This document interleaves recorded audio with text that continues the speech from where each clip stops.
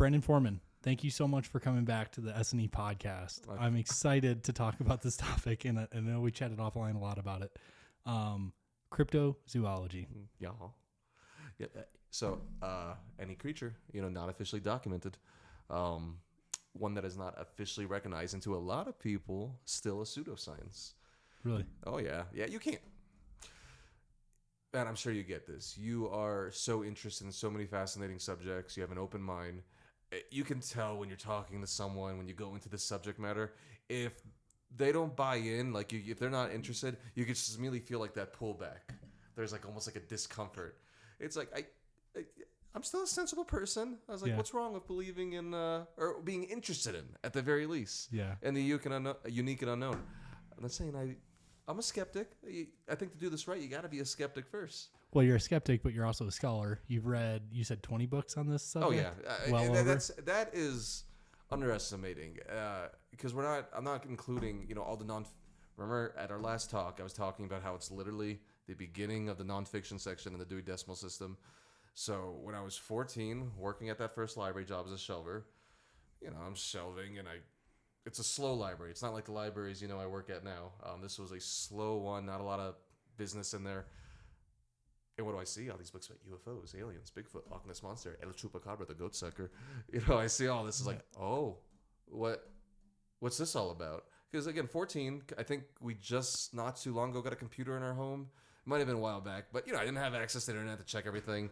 These didn't exist. So I'm reading this, and it's like, oh man, I like this. This is not the boring every day that I know. This is fascinating. Yeah. So if you were to include everything I read from those early years, all those nonfiction books I went through, it's probably over like 100, like in all sincerity. And that also includes unique locations, unknown areas, Bermuda Triangle, Stonehenge, Easter Island, all that. Dude, this is right up my alley. Yeah, dude. Here, pull this down just a little bit so people can see your beautiful face. The baby blues. Yeah.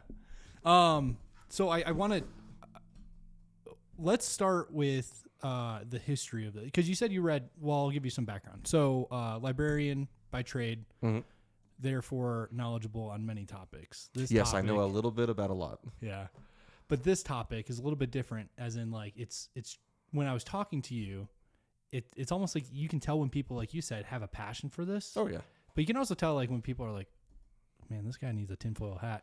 That's exactly it, because they'll lump you in with the worst of it, because there are people that give this a bad name. I have no problem in saying that. Yeah. But you've read scholarly, we'll say, literature as far as arguing for, against, kind of the history of. Oh yeah, if anything, I don't want something that just supports my points. I try and disprove it. When I was in and this delves a bit into the paranormal too. When I was in college, I literally was able to take a elective called parapsychology. And it was a class entirely focused on ghost sightings and paranormal encounters. But we logically looked at it and said, okay, what could be the mental reasons behind this? Mental health, looking at things like that. Someone's trauma that they dealt with in their life. Schizophrenia, stuff like that. However, what I loved about that professor, and again, accredited professor at my college, University of Central Florida. Yeah. She would break it down. She's like, what's the best though? We look at every reason. We break all this down. But when you still can't explain it, when you do all the research, what's going on there? That's the best stuff. What can't be explained? You combed through everything, and what's left? Yeah. You have to start looking outside the box. You have to start thinking, okay, maybe the world doesn't operate completely like how we think it does. Yeah, in ones and zeros. Exactly. Because we are in a matrix.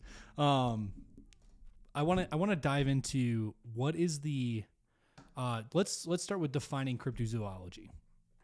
Oh yeah. So again, I have to think of what the official governing body is that officially classifies animals, but it's basically any cryptids. Let's go that way. Cryptids, any creature not officially documented and recognized as a legitimate creature. And I don't know if hope I'm not skipping ahead here, but many creatures that we now know as absolutely legitimately fact, good research on it, good data, videographic evidence, they were once cryptids and now they exist. Just to give you one reference, the giant squid. Yeah, I was about to say the giant squid, especially in the day and era of the camera, of the internet. I remember growing up, and they were washing up on beaches, and they were like, "Oh my God, these things are real." Oh, my friend, yeah, go back to old sailors, traders who traveled between islands, and the tales they would tell of, these giant creatures they would claim would be over 30 feet long. Turns out there's ones that are over 40 feet long now. I don't want to speak out incorrectly here, but any legitimate, tales of people mentioning the Kraken, there's a basis for a lot of this. And those are some of the earlier stories are those sailors. Because, when you're dealing with the ocean, it's got a wealth of stories that you can read. Like, you can go find these old journals. And this was before the modern viral celebrity. Like, I want to get known. I want my name out there. That culture did not exist back then. Not all. There was very little incentive to tell stories. To tell stories like this. Yeah. To that extent. Yeah. They always say the fish story originated with the Kraken, right? Mm-hmm. And stuff like that. But going into the history of cryptozoology, what is the oldest cryptid that you are aware of? So I could not give you a name, but I can give you a description here. There have been numerous, and there could still be older than this, but as you said, that I'm aware of, there have been numerous cave drawings, from the earliest man of these giant creatures. A lot of them, it seems to be textured as if there's some kind of fur or whatnot. A lot of huge Bigfoot fans, Sasquatch, however you want to refer to it, believe that might be the earliest case of that. So you could argue potentially a Bigfoot-like creature or just a giant in general. But there are old stories of those sea creatures, sea serpents, things like that. But I would have to say cave paintings would predate that. So that's what I'm going to have to go with. And it's kind of fitting, too, considering Bigfoot is like the mascot of cryptozoology. Yeah, for sure. I remember growing up in upstate New York and going camping in the Adirondack Mountains, and like the culture around Bigfoot with the people who lived in the Adirondack Mountains, Old Forge area, is so deep and it's so real to them. Oh yeah, it rubbed off on me. I'm like, this is like my mom would always say, like, hey, when that sun goes down and you're in the cabin, you do not go outside. I was like, why? Is it the bears? She's like, I'm not worried about the bears. I'm worried about Bigfoot. And so did you refer to it as Bigfoot? Yeah, I it was like Bigfoot. To hear it, yeah, Sasquatch or Bigfoot for people. That's. And how does that not stick with you, right? Because that's operating on a very primitive emotion right there, fear. And anything I think with fear that tunes into that's going to stick with you. I'd like to ask real quick though. You're saying upstate New York? Yeah. A bit further away, but still neighboring. So you were relatively close to Jersey. Any experience with people with the Jersey Devil? I have heard of it, but I don't know exactly what it is. That could be argued. A lot of people think it's literally the devil. Their story. I know I would have to pull it up. Something about a woman whose child was born with a goat's head, like wings, and then it's got the hooves and whatnot. I hope I'm not speaking incorrectly there. This is like Salem witch trials. Oh, no, yeah. It gets into like demonic territory at the Jersey Devil. You pull up any image, and that's usually the most common thing, like these thin legs, the goat head, bat-looking wings that are huge. Like, it's freaky. It's freaky stuff. That one stuck with me as a kid, too. I think I discovered the Jersey Devil by first reading up on the Chupacabra. And for me, I found a lot of things with mythology fascinating too, religion. So Jersey Devil, that was like a mixture of the two. Cryptozoology, there's like polytheism as far as the Greek gods go and stuff like that. Yeah. So I remember that keeping me up at night because when I first saw that image of what they portrayed it to look like, terrifying. Yeah, I would actually say like speaking of like polytheism and the Greek gods and the Egyptian gods and stuff like that. I mean, a lot of those, the centaur is a perfect example, could fall under a cryptid. Yeah, honestly, a lot of yes, yeah, because I was trying to decide, like, would I actually classify a centaur? That's a unique one for you to pick because it's like humanoid. Yeah, it's humanoid, but unknown. Yeah, so yeah, I would say cryptid. Yeah. Yeah. And then what's the bull one? Minotaur? Minotaur. Where it's the man's body and the bull's head. Yep. Yeah, and usually in video games portrayed holding a giant battle axe. Yeah, super epic. Yes. So, but yeah, so I'm going to go, to answer your original question again, I'm going to go with that giant, whether you want to think of it as Bigfoot, a different entity. Yeah, I'd say that. And I say different entity because some people, the Yeti, abominable snowman, if you go over into Florida, the skunk ape, some people think these are different things. And obviously, I don't think it's literally the one same thing in every region. Yeah, traveling, but transporting. I would like to think that it's actually all comes from a similar family. If they exist, I'd like to think they all come from a similar family and they're like offshoots. Yeah. You're a gamer. Did you play The Witcher? Yes, yeah. Witcher, I played number 2 and 3. Funny enough, I've never played the original one. Yeah. The original kind of stuff. Well, it's good. It's a good story. Haters going to hate if I say it's bad. But the graphics and the gameplay is just, it's so old. Oh, of course. Yeah, it's probably hard to go back to. Yeah. But what I was going to say is it's an interesting concept where it's the background of it is like these worlds intertwine on a calendar basis, right? Of X amount of thousands of years.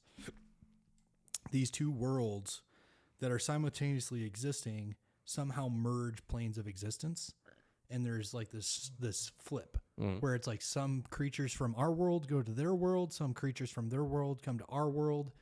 Obviously, the game focuses on our world, right? And all the creatures that are coming to our world. So it's always been an interesting thought for me of like, it sounds super loony, but maybe Bigfoot is some dimensional being that literally flips between whatever world it's in that's simultaneously existing in the same space and time, and somehow the frequencies of everything that we see changes for a split second, and then there's Bigfoot. Holy shit, there's Bigfoot. He walks and he passes one tree and then he's gone. And it's like, whoa, what just happened? I've heard that. I've also heard that tied to Bigfoot being a result of UFOs, extraterrestrials and whatnot. But same concept, only then it takes more of a high science route. Well, I guess that would still be what you're saying is a high science route too, being able to move in between the dimensions. Yeah. I might not be properly explaining this, but with our senses, we can only detect so much. Yeah. And we know certain animals have an ability to sense other things. And, I remember reading up on how basically an ant, besides the fact of its very low intelligence, if you want to refer to what it has as intelligence, can't perceive us in the way you would think. Like you go up to a skyscraper, you can see the skyscraper, you know what it is, but apparently the size differential between us and an ant, like it doesn't perceive us in the traditional way. Like it doesn't have the capability. So what I think of, like, okay, you mentioning this, Bigfoot being it can step in between realms, dimensions, however you want to refer to it. What if there's something that's not actually stepping in between, and instead it's us, like switching, like for a brief moment, being able to capture that.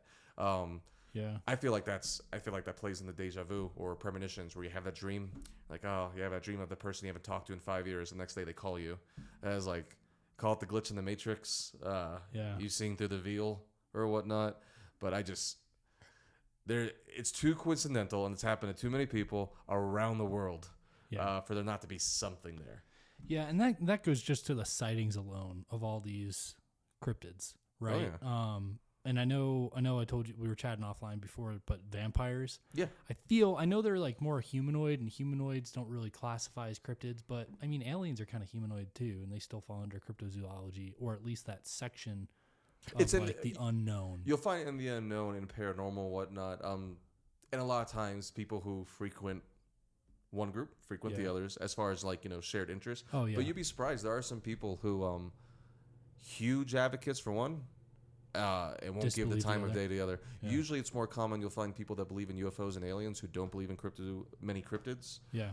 Rather than people who believe in cryptids don't believe in UFOs. Yeah, it's a little strange because they can coexist. I've heard of the theory with the UFO and Bigfoot. Mm-hmm. The theory that I heard was it had to do with the Anunnaki and stuff like that. Oh, yeah. Basically, these ancient aliens that came here. Yeah.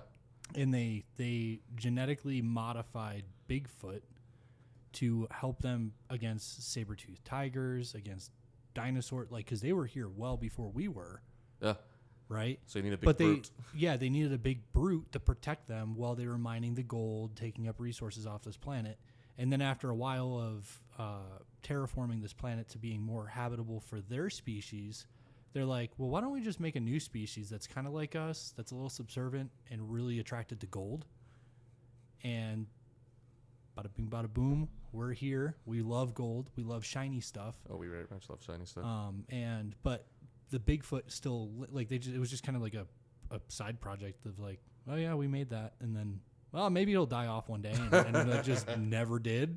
So, like, that's the theory of Bigfoot that I've heard. How about that? For me, the one I've always subscribed to, and it's boring.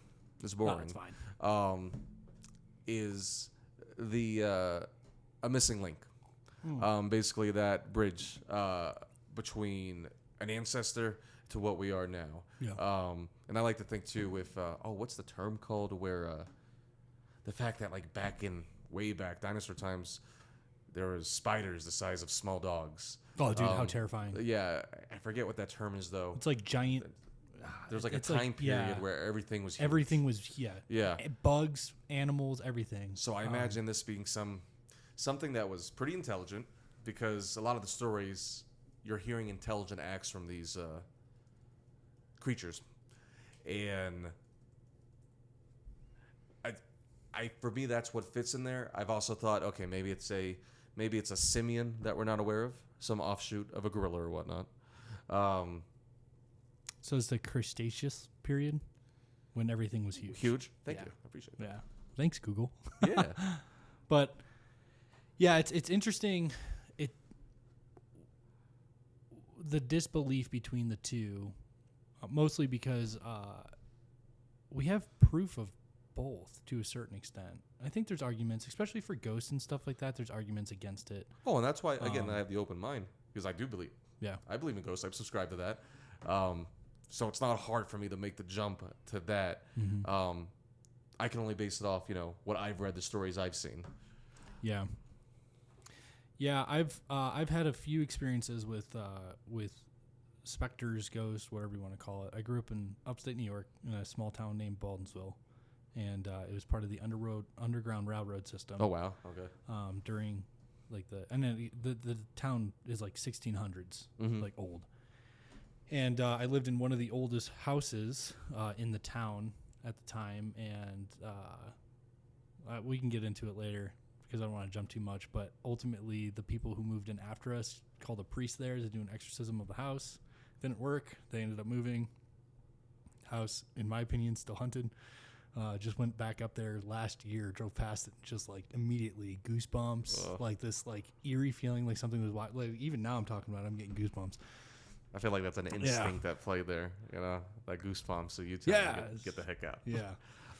That's intuition. Yeah, we're right. I want to back to vampires. Oh yeah. Yeah. So the thought process with vampires is culturally, there's a lot of parallels with especially Bigfoot and different cultures talking about Bigfoot. Mm-hmm. Makes me think it's very real. Mm-hmm. When there's multiple cultures separated by geographical distance and or waterways, and they're all saying the same thing, one or two things are happening. One, we either had an ancient civilization that predated all of our former technology, and they were all interconnected, all saying the same thing, like talking about this amongst themselves. It's kind of weird that they all came up with the same story, but whatever. So it gives validity to these ideas. Now, outside of Bigfoot, the other cryptid that is commonly spoken about is a vampire. Mm-hmm. And to the extent that I think we avoided a mass killing in human history because of the knowledge that we had of vampires. A killing of humans? Or vampires? Humans. Humans, okay. Yeah, okay. We stopped the cycle, but I don't know what there's people that have researched the heck out of this, and I don't remember exactly how many years it happens. I think it's every 500 years or something like that. But the thought process is vampires have been a part of humans forever. Like, there is some evil entity or something that created vampires, the cull the herd, so to say. Yeah. They come out, they infect a lot of people. It's kind of like a virus. Yeah. Comes out, affects a lot of people. They all die. Then they go into hibernation. Now, how much of that fits in with the Hollywoodification of what we've seen? Are they? I'm just curious. With what you're reading, are they coming out at night? Yeah. So the Hollywoodification is based on of like the medieval era vampires, and that's where I think we stopped. I see. Okay. We stopped a lot of it, and this kind of again sounds a little loony, but the idea that vampires were just created in the mid-centuries is false. It goes back even further. I have heard times, that, especially in the indigenous culture. Like the indigenous people of America talk about vampire. I forget the name of it. It's not a skinwalker. It's different than a skinwalker. Yeah, I thought those are freaky too. Yeah, which I won't say their indigenous name because I feel like it like summons them. But the idea around the vampire is that they come out every, say, 500 years. Mm-hmm.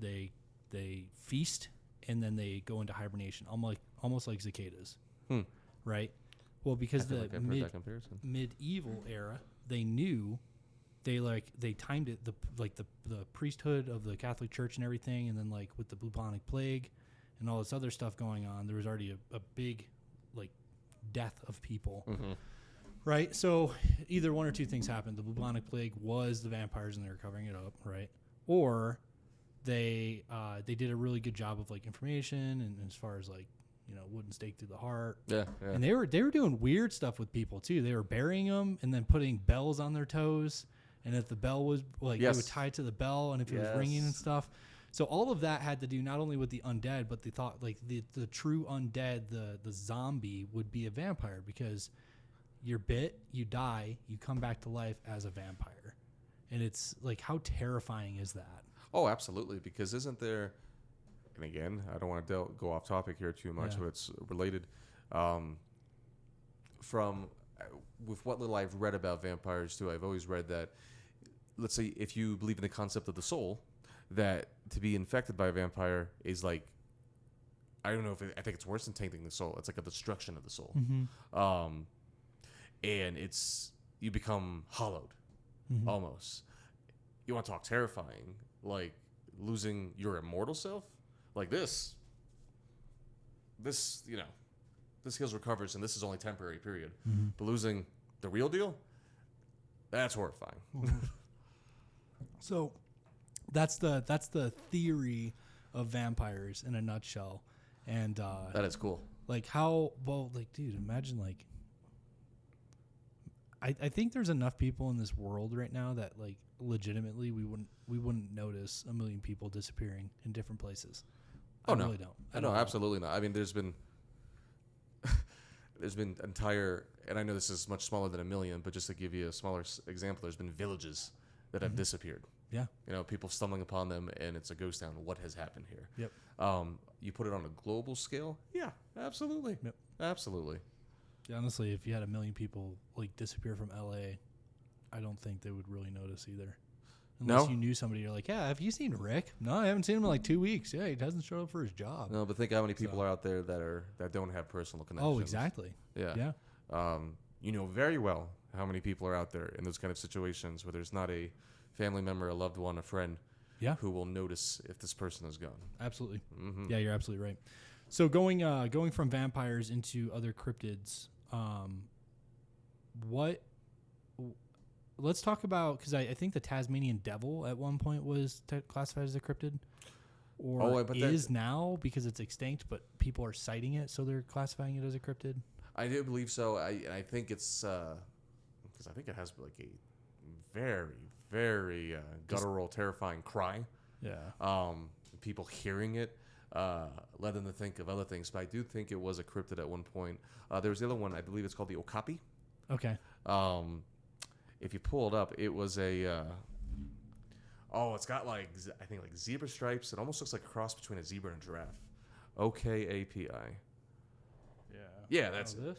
At one point, that was a cryptid as well. Yeah.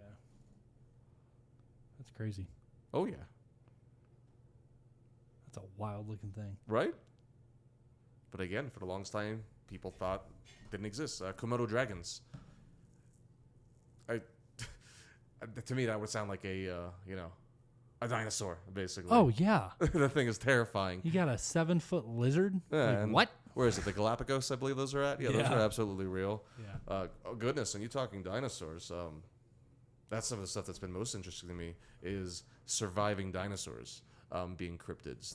I don't know if I'm pronouncing this correctly. Mokil-Mimbi. The one who shakes the rivers as he walks through it is what the name translates to. It's supposed to be this long neck, I believe, sauropod. Okay. Was it in the Congo? I believe it was like a rainforest region. Sure. A lot of stories about that. Some photos out there, people claiming to be a corpse of one. You go to Ogopogo, Champ from Lake Champlain, and of course the most famous Nessie, Loch Ness Monster. A lot of people have theorized that those are surviving plesiosaurs. You'll look at a lot of photos of those loch monsters, lake monsters, Yeah. and a lot of them do resemble like the shape you would expect from a plesiosaur. The concept of dinosaurs that have survived, the Thunderbird. A lot of people think that might be a pterodactyl. That is Thunderbird? Thunderbird. I don't know what a Thunderbird is. Yeah, type in Thunderbird cryptid. Bird cryptid. Let's look at this. This thing? Oh yeah, I remember that classic photo. What is? A lot of What, am, fakes what, out am, there. what of am I course. looking at here? So again, some believe that it was a surviving dinosaur, some form of like pterodactyl-like creature. Most hoaxsters, in my opinion, would have gone with something larger. Yes. Oh, there's one where and I believe it's a hoax picture. There's one out there where it's numerous. They look like cowboys holding this giant one, this giant creature. But I believe it turned out to be from a movie set it or this? whatnot. Let's see. It's loading right now, but alien media news. That's probably not very. Oh, but that is the picture. This? Yeah, that's the one Okay. I was referring to. Yeah, I Okay. think it turned out to be from a movie set or a prop or something God, like dude, that. could you imagine? I've already seen those videos of bald eagles like trying to take children away. Oh yeah, dude. And I mean, it's they freaking steal nuts. dogs, so they can definitely take a small kid. Yeah. And there's some But, giant birds yeah, out dude, there, there's, man. There's some. What's that giant? There's this giant like water bird that like has this giant beak. It's almost like a paddle. And it sounds terrifying. I forgot the name of it, but Like, if you let me keep rambling things off, like, we're gonna keep going. I haven't even told you about Trunco yet, which is one of my favorites. well, let's get into some of the modern cryptids. Modern cryptids? Yeah, you got Rat Man in New York. Oh yeah, that And, was just in a horror movie recently too. There was an adaptation of that. Really? Was it It was one of the VHS anthology horror films. So are you how far back does Rat Man go to like New York? Oh, that I couldn't tell you. I know. I feel like at least since mobster times, that I have to say, probably a bit further back than that. Just things that keep people off the streets. And to be frank, I mean, I can see for the longest time, not cryptid, but people thought alligators in the sewers was a myth. Oh yeah. No, they that's found alligators in the sewers. There were absolutely alligators in the sewers. Rat Man. I feel like that's one of the easiest ones to mine too. A guy or Mothman. Mothman. Yeah. Oh, that's you got to read the Jonathan So Keelbook Mothman I process. I put both of those guys in the same. Those guys could be gal. I put Could them be in its. the same or it's yeah. They must be. They might just reproduce like worms, right? Oof. Don't worms just reproduce? I think they. Oh, like asexually and whatnot. Yeah. So like- Yeah, where they just split themselves. But it's it's if it's like mobster time, it's like, hey yo, Tony, I lost all the cocaine, man. I don't know what happened. the Rat Man. The Rat Man came out of nowhere, stole all this shit. Yeah, absolutely. Yeah, okay, Alfred. But like the Mothman, those are interesting because they're like very metropolitan based as far as cities. And Mothman, numerous cities. Right. Yeah, and that's the wild thing. But like the concept of like a cryptid for the longest time in history has been like in the woods, like Somewhere in the dark wilderness, forest. yeah. Somewhere that it's hard to trek. Not something that you can easily access Yeah. and get to. But again, if you're gonna subscribe to the cryptids and to all things that be, or just the unknown, the paranormal. What's to say something can blend in? Again, a lot of what we were referring to previously, vampires. I can imagine there being I could see that being like if you want to call it an evolution of vampires. Like, okay, this whole hibernating thing, 100 years, not working anymore. We need to figure out how to really intermix ourselves and feed at a more consistent basis. And that's why we all donate blood. Did you know that I actually asked the people who do that, the blood donors, for Halloween, they are not allowed apparently to dress up as vampires. Oh. Yeah. I don't know if it was probably because people believe it. Yeah, I don't know if it was the specific truck that I was at, but it sounds like a legitimate policy. But no, yeah, very, absolutely. Metro-based. What is the one? There's one that some kind of crypt that could turn invisible that lived among in metro areas. Was it lizard? Was it a lizard man? No, I mean lizard people. That's a whole other subject there too. Yeah, I mean that gets into like the UFO aspect. Yeah, because that's like ancient reptilians and things like that. Yeah. But no, I think it's neat though. I like seeing the evolution of it. And funny enough, it's funny though how you can see ones that are guaranteed hoaxes, and people already think like, oh, you can't find the origin of this. Yes, you can. Slender Man. And I think you know about the terrible things that have happened with those young ladies that stabbed their friend because they thought Slender Man was telling them to do it. You can look it up. It was an absolute legitimate case. They were influenced. And Slender Man started off as, are you familiar with the term creepypasta? Creepypasta are online short stories that anybody can create, submit online. A lot of them used to be revolved around video games, like, oh, I have a haunted copy of The Legend of Zelda. There's a famous one called Ben Drowns. Slender Man was created by an online user, but it took on a life of its own. Like, there are now numerous people out there that are legitimately searching for it. So that's an example of how something like this can be abused. And that's the stuff that frustrates me when I'm trying to argue for what I feel to be legitimate based on numerous pieces of evidence. And when I see something like that, it just bums me out, man. Yeah, I've getting more into like the paranormal. That's what I've had more experience with. I've never really experienced any cryptids, even though I got a jackalope tattooed on me. It's a very powerful creature. But there's this like I would say Slender Man is more of like the paranormal in the essence of like. Yes. That's where it gets hard to argue though, because with cryptozoology, so let's go back to the Bigfoot thing. Yeah. You start getting to the dimension moving and whatnot. Would you still classify that as cryptozoology? Because I guess when I imagine it, I imagine something of earthly origins. Something I would consider mostly organic. Could kill. Yeah, absolutely. Because when you get into paranormal, like laws of physics don't make sense anymore. Like a Bigfoot, I think you could shoot a Bigfoot. Chupacabra, et cetera, et cetera. You might need a really big caliber bullet, but yeah, you could probably do it. Probably something more than a gun, honestly. Yeah. But you get what my point here is that something you could wound. Paranormal.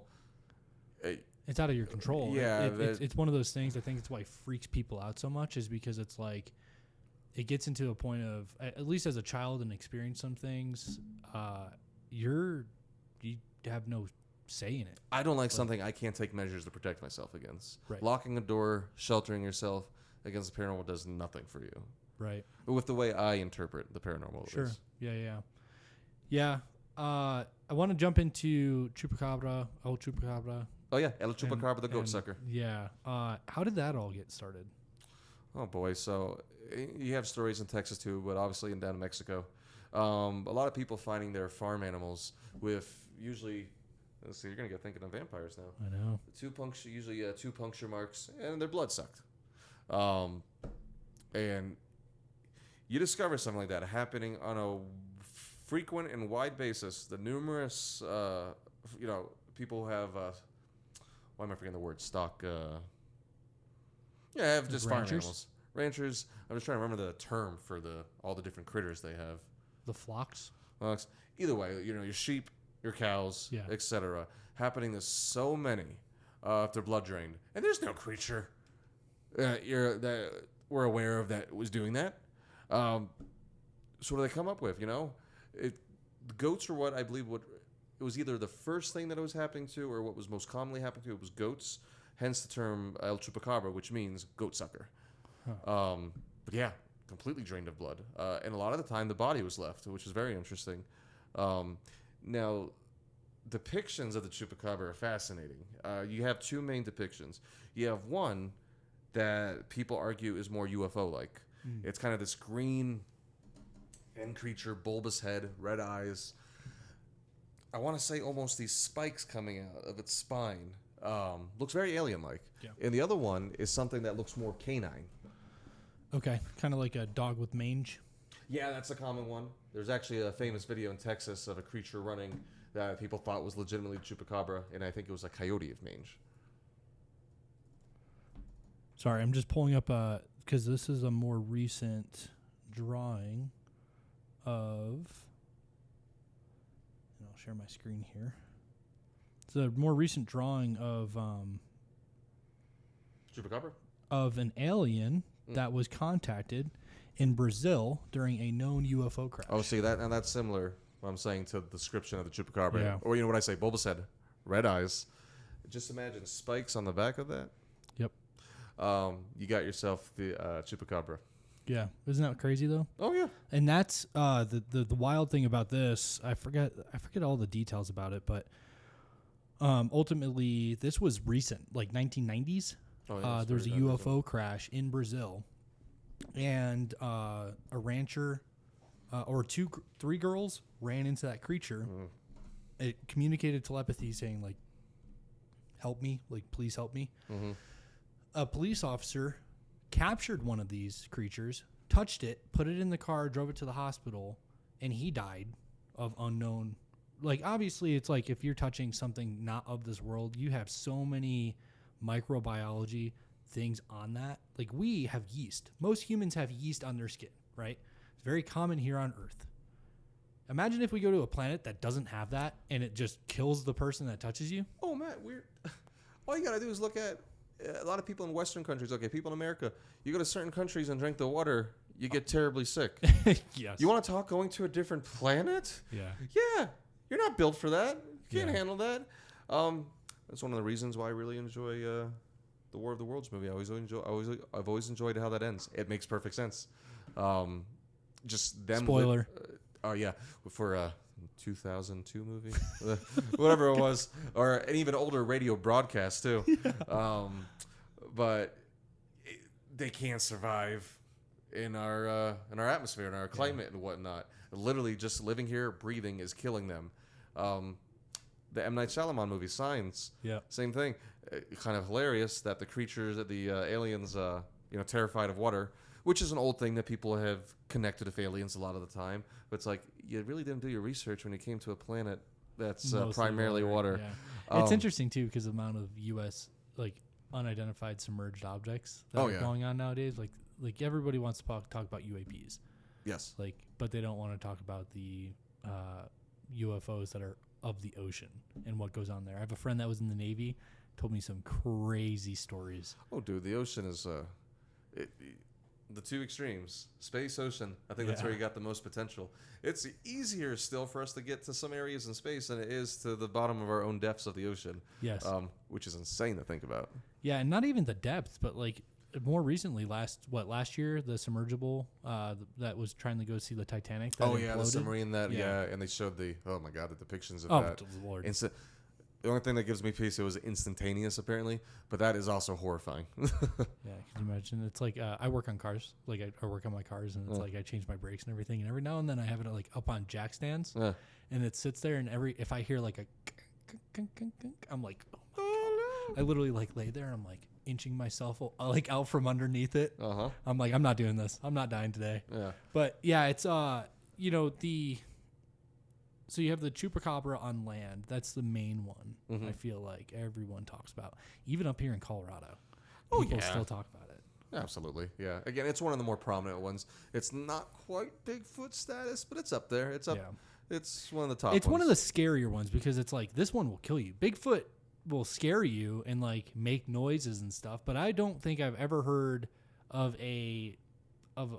Well, other than my mom telling me that it was going to eat me, but I just heard of killing in dogs. Oh, okay. There's also the theory out there that I've never read like an incident report of this. I've never seen a missing person case, but also there was a theory that a long time ago they would take women as their mate. Like crossbreed. Mm-hmm. Yeah. Which, that sounds like fear mongering, but kill the Bigfoot. Yeah, right. You know what I mean? I prefer to think of it as a more creature that kind of wants to keep to itself, or that's peaceful mostly. Yeah, more in tune with Earth or like whatever life is, right? Yeah. So arguing against this stuff, what are people saying as far as Bigfoot and that's an easy one. And I hate to say, because again, I love this stuff, but I think to be respected in this, to take it seriously, to be truly passionate, you have to be willing to disprove the own things that you're interested in, right? One of the simplest disprovals is people saying, funny how when everyone all of a sudden had a camera on them, smartphones, the domination, funny how sightings all of a sudden died down.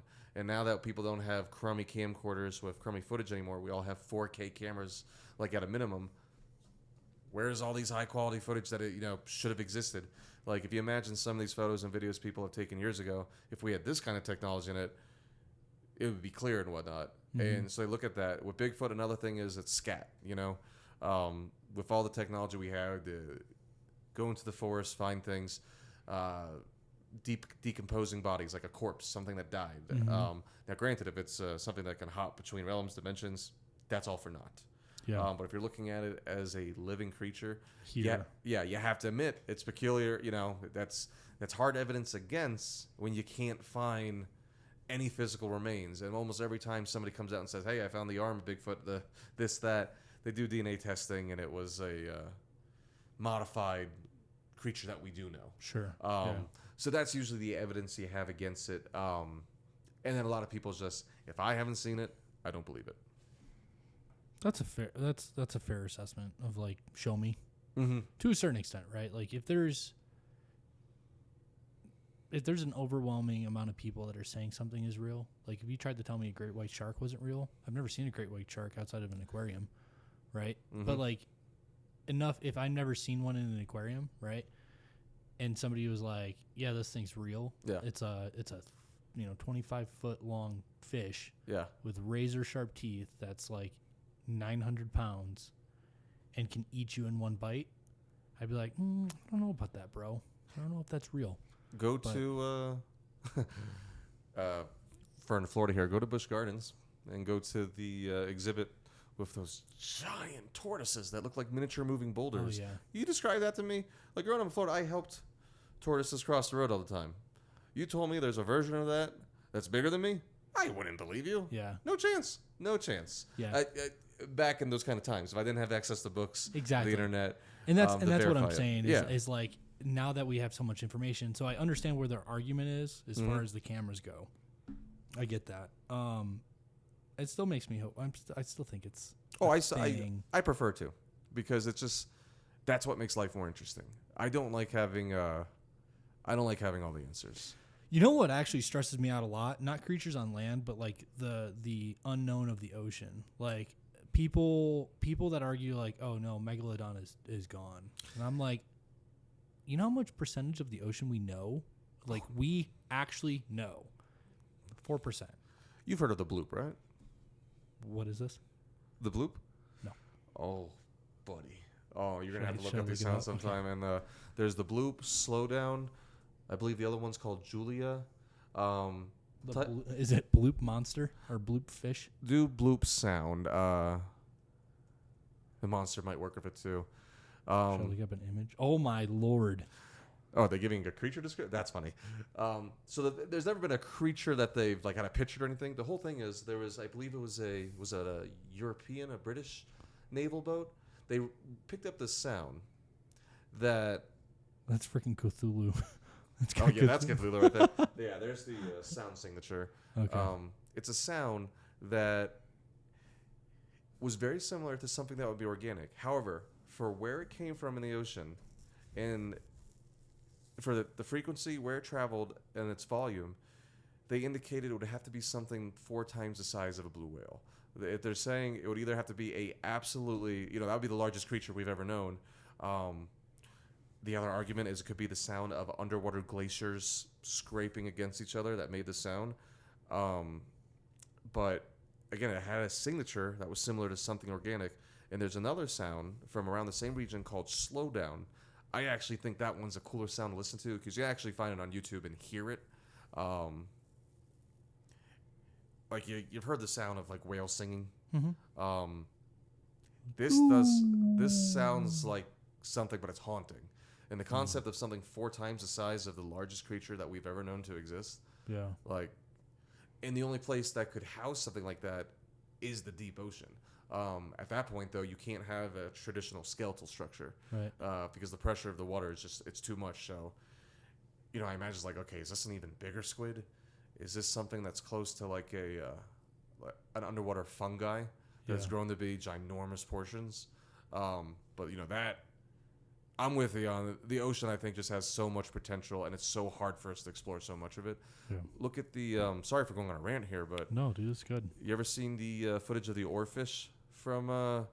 Was that like a decade ago or not? Oarfish? Oarfish, I believe, is what it's called. Tell me about it as I look it up. Yeah, so it's basically this prehistoric, like it's like looks like an eel, I think, with like a shark's face. Let's see. Was this it? Let's see here. That's the OR fish. Yeah, try OAR fish. I have to remember and this one's like 100% proven real. It was this prehistoric fish that we thought was extinct, and a sick one that was terribly sick rose to the surface. I swear it was called an oarfish. Here, I'm gonna try. This fish does look freaky. And does it look like eel-like? Yeah, I would say. Look at that. Yeah, that's similar. Let me see here. As long as see if I can find the actual video for you, and I'll tell you the. As you're looking that up, I'll tell the listeners. So there's a concept of the pressure of the ocean in which the deeper you go, the physical constraints of size no longer exist. So there's literally the possibility to be as large as a being as you possibly could at the depths of the ocean. Yes. Which absolutely terrifies me. Yes, that should be terrifying. Like the megalodon terrifies me. And I know, like for me, like a megalodon would hunt a whale. Yeah. It's gonna look at me as like a shrimp. Yeah, absolutely. But then again, whales eat krill. Yeah, so. Exactly. It gets enough people. But like if a megalodon saw me swimming in the middle of the ocean because my ship sunk, it wouldn't be like, oh, let me eat this. A normal shark's probably gonna eat me. Right. Yes, right? Absolutely. But it still doesn't get rid of that fear. No. That a megalodon could be lurking. I just don't like the concept of anything that's that large of a size. Did you find the fish name? No, I'm still trying to find it. And I can't, like it's excellent footage. It was on. How would you describe it? You said shark. So face. It was like a shark-looking face, like an eel-like body with eel body. Yeah, and it was like an ancient fish that we thought was extinct. How do you spell eel? E-E-L? E-L? Yeah, that's right. Eel body. Oh, Lord. Is that it? Yes. What's it called? Good God almighty. That was, yes. That thing is... Get the name of it and you can pull up the footage of it swimming. Freaking terrifying. The bizarre. Eel-like shark prowled the ocean 350 million years ago. Yeah, but what's its name? That's definitely it. Fisherman catches rare shark with eel-like body. On that previous swing. Hold on. Let's take a quick break. Sure. Yeah. All right, we're back. Got too scared talking about this stuff. I know. I got too scared. I had the potty. So I'll pull this up. You walk us through what we're looking at here. Oh yeah. So this is the frilled shark. What they thought was a specific version. They thought this thing was gone. This one though, I forget what exact sickness it had because they are not found at a depth that we could record usually. They are found usually in much deeper waters. And there you go looking at it. I've never, besides the first time I've seen this video when I was younger, I've never seen a creature resembling anything like that. That's terrifying. Yeah, I already, you grew up on the East Coast down in Florida. Yeah, right by the ocean. So, yeah. of course I was going to be fascinated by the ocean. But you can see the bottom when you're swimming, for the most part, right? I mean, besides when my dad would take me out into the deep ocean, we had boat and jet skis. Like, we went into the deep ocean where you don't see what's below you, and that's horrifying. God, that's terrifying. I lived in North Carolina for a long time, and it scared the crap out of me when I couldn't see my feet when I was knee deep. Oh yeah, no, it's just because I'm like, I don't know what I'm gonna step on. And I've done like those excursions in Jamaica, like on cruises where, okay, you're walking, it's all shallow, and then oh, by the way, if you swim over there, that's a 1,000-foot drop. It's just a dark void. Yep. Yeah. Speaking of, before we get into the paranormal, which is what I want to jump into next, let's finish up with mermaids. Oh yeah. Mm-hmm. That's a common one.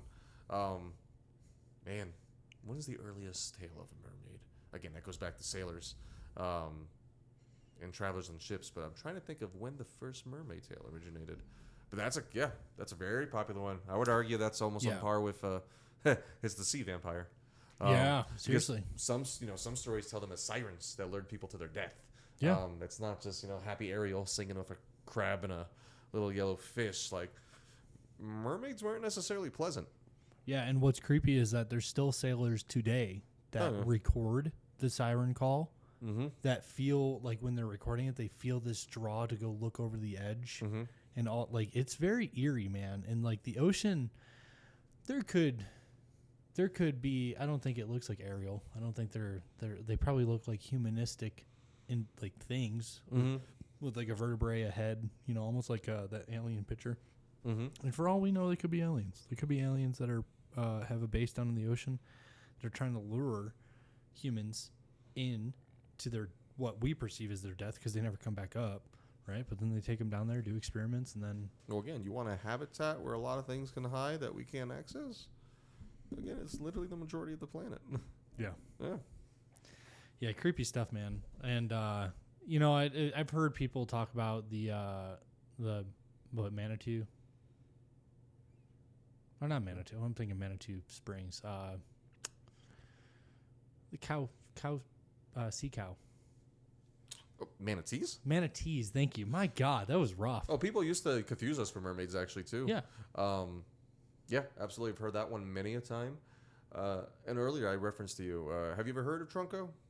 No, I haven't heard Trunco. That's an interesting tale. The artist's depiction of that's fascinating. Basically, a guy discovered this large... Imagine like something that looked like it had a whale body, but an elephant trunk, large white creature, and someone witnessed it fighting. I believe it was 2 orcas. I believe were the type of whale. I'm just pulling this up. Oh yeah, Dr. Google, Trunco. Mm-hmm.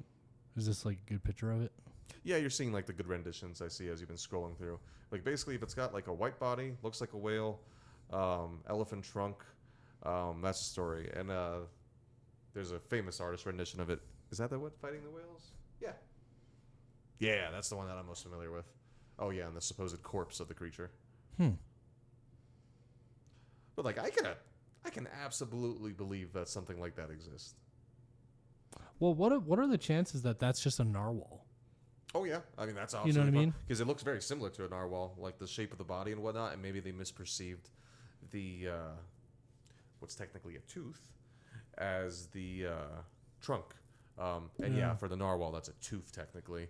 All the stuffed animals you see where they put it on the top of the head, that's incorrect. It's actually coming out like here, and it looks like a horn. It absolutely looks like a horn. You're ruining my childhood right now. I know. The amount of times when I see the stuffed animal, I tell them, I was like, oh, that's an inaccurate narwhal.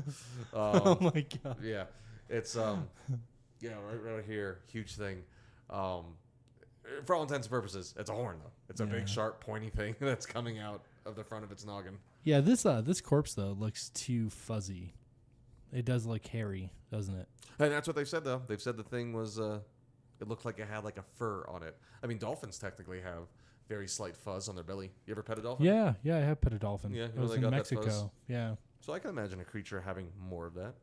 Yeah. It's so interesting, man. The ocean scares the crap out of me, as is. And like I don't have a phobia of deep water, because I don't avoid it in the essence of like I don't let it control me. But if we are on a boat together and you're like, oh, jump in the water, and I'm like the first one to jump, and you don't get in the water, we're gonna have problems. I can. I'm that's gonna be fair. like, get in the water Get in the- now. Absolutely. Diversify the chances of me and you getting eaten and one of us living. Oh, that's like the old legend. That's the old story of the bear. You don't have to be faster than the bear. You just have to be faster than the slowest runner. Yeah, exactly. I feel more comfortable in power numbers. Yes. Mind you, unless a megalodon comes and just. Well, yeah, we're both done in one bite then. Yeah. So what's this? Before we get off the topic of cryptozoology, you brought a book. Oh yeah, this is one of my favorites here. Cryptozoology. Let's see here. Is that the best one? Yeah, it's A to Z. Just a great collection of many of what we've been talking about. And what were we saying for the big ones? Of course, they advertise that Loch Ness Monster, Zers, plural, Sasquatch, Chupacabras, and other numerous mysteries. And I like a good encyclopedia, Matt. Is it really? Can I see this? Yeah, please. This is wild, man. It's literally just, oh my god. Look at this. Black Panther. Black Panther is a cryptid? Oh, have you not heard my? Oh, dude. Dude, we should just Dude, go have you through not this read A about- through Z. Have you not heard about the European big cats in England? No. Oh yeah, there have been rumors for years, and many Brits will tell you. You can go on. Oh shoot! Hold on. What you got? I thought I just pulled. This is the Chupacabra picture you're talking about. Can I open this? This isn't please. like a family. No. It's probably here. I don't know if people can see that picture. Yeah, or that's not, exactly what I was But describing. that looks just like the alien Yeah, told you. photo. That's wild. The That's crazy. what was I saying? Oh, I know. I cut you off. Black Panther. Oh, big cats in Europe. You can go on modern day Reddit forums, and many Brits will tell you that they've seen big cats roaming the British countryside, and that is not a habitat for them. So if something is out there, that's not right. This is crazy, man. Oh, there's those. I'm looking at the pterodactyl birds now. Mm-hmm. Reminiscent of. Oh God, dude. I love old photos. Oh yeah, man. I'm trying to see if there's anything that's like crazy. There's that dinosaur that you're talking about. Is that Yep, Mokomimi. Yeah. Again, I'm sure I'm butchering that pronunciation. I think we all are. You know what's nuts is they recently found it was a picture of this or video of this guy swimming in the I want to say it was the Amazon. It was the Amazon. And he was trying to find the largest anaconda in existence. I might have seen that video. And dude, it's so freaky. And the head is almost as big as his torso. And I'm like, bro, that's bigger than is Anaconda the movie? Oh, yeah. It's like it's literally bigger than that snake. And dude, this is again, these things we know for a fact are real. If that can exist, why is it so hard for some people to make some logical jumps to other creatures? Yeah. Describe a giraffe to somebody. You know, a good transition from cryptids to the paranormal, Cthulhu. Oh, Cthulhu, Lovecraft. What's the history of Cthulhu? So H.P. Lovecraft, of course, it was a mythology that he created. These stories, all based on what do they call it? The elders, the ancient ones, the old ones. Something that we cannot perceive. I just got done finishing the video game called Cthulhu. Okay. Something so major to us that we're not considered an enemy or something worth its time. It does not consider us. To gaze upon it, to realize it exists, you just go insane. That or you just you die. I can't pronounce all the names of them. Or was the one Yogg-Sothoth or something like that? We shouldn't say their names. No. Yeah, that is so. That can be drawn back from H.P. Lovecraft, one of the OG horror authors. Not the greatest of people for the way he conducted himself, but created these fascinating stories. You might have heard. What is it? The Color Out of Space. Nicolas Cage. They adapted it into a film with Nicolas Cage with this new color, which is always one of the most fun things you can do with kids. Hey, kids, try and think of a new color.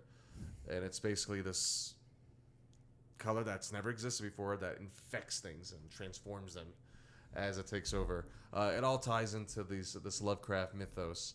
And it's just basically creatures beyond time, beyond space, something beyond our comprehension that were around before the universe as we know it. Huh. That kind of goes into I'm just pulling up. There's a video. It is vulgar. But it is interesting. It talks about like if Cthulhu could be summoned by or by humans. I mean, that's usually what's happening in the, in the stories that he written about Cthulhu, where usually people are performing some kind of ritual, almost always a sacrifice, to either bring him into the world or wake him, are the two most common things I've read. Yeah, I can't find the video now, but yeah, in essence, it's basically like if humans can summon Cthulhu, who humans are so below his like awareness level, right? What's to say ants can't summon humans? Like, and it's like the video, the guy's like chilling in his bathtub, and he's like, if ants were to put like a little salt ring around and started chanting your name, it would draw your attention. See, and it's like, that's a fair assessment. That's like the perspective thing I was talking about earlier. Yeah. Like, okay, to us, it's like we just chalk it up as, oh, that's goofy. Like, why are these ants walking in the circle around this salt or something? Well, dude, I would be like, what is in my drink right now? But that's a summoning. Yeah. We came there because of what they were doing. Yeah. Oh, yeah. Just imagine that on a grander scale. Yeah, and you just don't know what this being might bring about. Oh, right? Yeah. And like, I think Cthulhu is interesting because it is a modern creation. Relatively speaking, yeah, I would consider anything in the last couple hundred years modern, comparatively speaking. Yeah, I think he was like the first like deity. Oh yeah, like I know a lot of D&D players reference Cthulhu. A lot. Yeah, it's definitely the most popular of Lovecraft's creations. Mm-hmm. Dang, I just wish I could remember the other one. There's one that's like got a mouth of 1,000 mouths. Like the creature is basically nothing but mouths. That's horrifying. Yeah, it almost sounds like the ancient aliens, where it's like everybody thinks they're these beautiful beings with little wings, and they're terrifying eyes, rotating eyeballs of rotating eyeballs. Oh, now you see, and that's why some people think angels and aliens are one and the same. Oh yeah, because like actual depictions of angels, not the they're terrifying. Yeah, not the good-looking humanoids with wings, like like you said, rotating eyes, 1,000 eyes. These like eagle wings that spread out, things that look like they're living diamonds. And some of that, I don't want to jump too far deep into it before I cover jinns. And genies. Oh boy, a lot of soldiers had stories of that. Yeah, especially in the modern day of like Afghanistan, Iraq, Iran, like the Gulf Wars, guys going overseas. Oh yeah, going into. I'm trying to convince them to come on and talk about it, but they're like, no, it sounds crazy. I'm not going to talk about it. Guys that were very early on Iraq invasion that went through some of the old temples and then found underground passages and all this other stuff and said weird things happen. But, Cthulhu, if jinns and genies operate in a different dimension, which a lot of the locals believe, that they don't say it's dimensional, but they say they're not of this plane of existence. Oh yeah. They come into this plane of existence for a temporary time in an attempt to stay here because it feels good. It's different. A way it was described to me is like if you're walking around on a cold winter day and you jump into a hot tub, it's gonna feel good. You're gonna be like, how do I stay here? Mm-hmm. So the jinns and genies find themselves in this hot tub and they're like, ooh, this feels really good. And they're trying to lure humans so they can either possess them or somehow attach themselves to this plane of existence longer. But what's your understanding of jinns and genies? Exactly that. Wanting to find a way to remain. That is the... You look at a lot of the tales people have told, and you can't really find another motivation incentive for what they're doing other than that. Is they want to stay here, which the implications of that are worrisome. It's like, okay, so where are you coming from? Why is this so much better? Is there a way that we can accidentally end up where you came from? Like that's with a lot of these entities.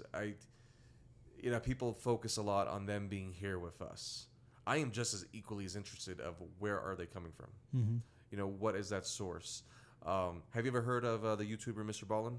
Yeah. He's told some fascinating, and what he's doing is he's telling other people's stories because he's a very captivating speaker. and he's had a couple stories, I believe, about people experiencing genies, and a lot of time it starts with this. Funny enough, I almost feel like we're talking about sirens again. The sound, or it's usually like you hear something talking to you in the distance, and even though there's like this echo as if it's far away, but at the same time it feels like it's right in your ear, drawing you towards it. And at that point, it is when they say it latches onto you. It latches on and becomes stronger, more tied to this mortal coil, this realm, to try and coexist. And then if it's, let's call it, its host, the human, dies, usually it tries to lure another in to then move on again until it's strong enough to remain on its own. That's what every story I've read of jinns usually revolve around that concept. Yeah, it's interesting where the lamp comes into play.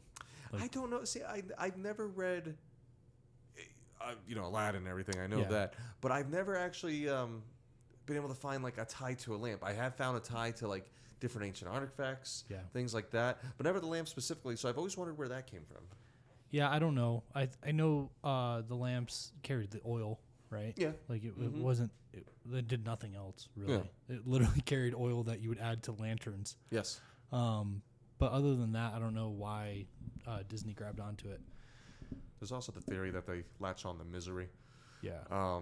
They find areas of tragedy or like people who've been through terrible hardship, and something about that it thrives on. Yeah, if I had to guess, in my intuition and experience of dealing with the paranormal, they're probably a fae, right? Like if we were going to classify them somewhere, everyone thinks like fairies are, they're so lighthearted, they're loving beings. Historically speaking, and from like experience of paranormal activity, faes are not good. No, and like they will lure people to their death like sirens. Yes, and you see, you're using the appropriate term there too. I feel like if that still remained, and if we didn't take on the term fairy, because fairy, you get that perception of Tinkerbell. something. Yeah, Tinkerbell, little wings, happy, pixie dust. No. Yeah. Not in the slightest. Yeah, it's I don't know if you've ever tried to astral project or tried. Of course. Have you ever been successful in it? Never been able to astral project. I have been able to lucid dream. You are 1 degree of separation away from astral projection if you lucid dream. I think as early as 12 years old, I started reading about astral projection. Yeah. Absolutely fascinating. I've read a couple different books on that subject as well, funny enough. It usually covered lucid dreaming as well. And there was a documentary I watched about it too, where it was a gentleman who had no control over the astral projection. He was doing it without any say. That's scary. Yeah, just traveling, seeing things that he shouldn't be seeing, and he couldn't stop it. That freaks me out, not having a say in the matter. Yeah, the fact the CIA looked into this stuff. They? Oh, they studied it, and it's like Project Stargate. Yeah. Well documented. Didn't they study telekinesis too? Yep, telekinesis to a certain extent was under the same premise of Stargate. But like it's there's too much documented for this stuff. So what got me all started on this like train was the paranormal. Was I wasn't sure. Childhood is crazy to begin with, and I do have a good memory of my childhood, and I can verify these stories with friends and family. Like they were witness to what happened. It wasn't just like, Matt had an active imagination. Yeah, right. This was like terrifying stuff. And so I lived on. I wish I remember the house number, but it was Grove Street in Baldwinsville, and there's a house that we lived in. It was separated. It was 2 units. It was originally one house, and they separated. It was a very big. Okay, I'm just trying to visualize it. Yeah, and I can actually pull a picture up for it. It's probably use the word trigger, but if it instigates a strong reaction. No, it's good. Winsville. Let's go the Google. There it is. So for anybody visiting Baldwinsville, New York. Doot. That's it right there. Doot. How do I drop in? Close out of this. Oh, it's because it's DuckDuckGo. Come on. The one time I want Google. So anyway, I'll continue to tell the story as I search for this. But ultimately what ended up happening was it started pretty small with hearing voices in the house. And I would be there with my brother and I'd be like, hey, did you hear that? And he'd be like, yeah, I heard that. I'm like, okay, are we just saying ignore this? And then it like giggling, like joy stuff, not like super scary. I can't pull it up. But it's an old Val Victorian home, built in 1700s. And then it started with like thumping, like footsteps, like men footsteps. And granted, my mom and dad were separated at this time. There should be like no man in this house. Yeah. But it was like work boots, like stomping around. There was an instant. I'm trying to remember which one came first. They're in the basement because the basement was an old home. It was made out of that river rock style with like the cement, and it was dirt floors. Okay. And there was because it was part of the Underground Railroad, there was actually a legit tunnel from the house to where the garage was, like out. So it went, here, actually, I'll pull this up. It's actually good. So this is the garage, right? And this is the main house. This is the addition that they added. Okay. God, dude, it looks so crazy. Time flies. These pools weren't here when I grew up. I wish they were. But anyway, this tunnel is in the basement of this home and then goes this way, which is, I want to say to the north. Because then it goes towards the river. The river is down this way, and this is actually Lock 24 of the Erie Canal. So it went this way. And when I was down there, I decided, oh, you know what would be fun? Let me crawl through that tunnel. Oh, big sounds mistake. Like a blast. Yeah, big mistake. It was like a little piece of wood that separated but fell down. And that's when everything started kind of going south for me. I fell asleep one night, and I had a younger sister. And I woke up, and there's this girl standing in my doorway. And I'm like, what the heck is going on? How old would you say? Like 7 years old. Okay. Like about what my sister was. And like, but she was wearing like this dress and everything. And like, she's just looking at me. And then she's like, come on. And I'm like, stupid horror film style Matt. It's like, what in my brain, my like half awake state. Again, I think that has something to do with it. When your thresholds for understanding and reasoning are lowered, your brain is more receptive to other things that are coming in that you would normally discount. I'm going to come back to that in a second. I want you to finish this story. So this kind of gets into the whole history of the house, but I ended up, there's a long hallway. I get out of my bedroom and I look down the hallway, and she's standing there at the bathroom door, and then she closes the door. And I'm like, what the F is going on, right? And as I'm walking towards the bathroom, I'm like, come on, Marissa, stop playing around. This isn't funny. Get back in your bedroom. And I open the bathroom door. No one's there. Not a single person. The bathroom door window's open, and then it slams shut. And so I'm sitting there, and as it slams shut, I turn around, and I open the door slams. And I'm standing there. I'm like, what the f- is going on? And again, goosebumps. Still talking about this. Still freaks me out to this day. So I'm, I don't know, 12 at this point. I was going to say, how old were you at this point? I'm like 11 or 12. Did you think somebody broke in? Like, what were you thinking at the moment? I legit thought it was my sister. I thought she was playing with me. Like, I thought she was joking around until the window slammed. And then that freaked me out. I turned around, and then the door slams. And that literally sent me into a panic. And growing up, I have never liked mirrors. Like, even in my house, you can walk around. There's no mirrors. The only mirrors are in the bathrooms. How about that? I don't do mirrors. That never clicked with me. I don't, like, you can walk, like, afterwards, you can walk around. There's no mirrors. There's mirrors in I just don't do them. And so I just remember looking at the door of the bathroom and then seeing myself in the mirror, but feeling like it wasn't me. So I just started screaming. I'm like, Mom, Mom.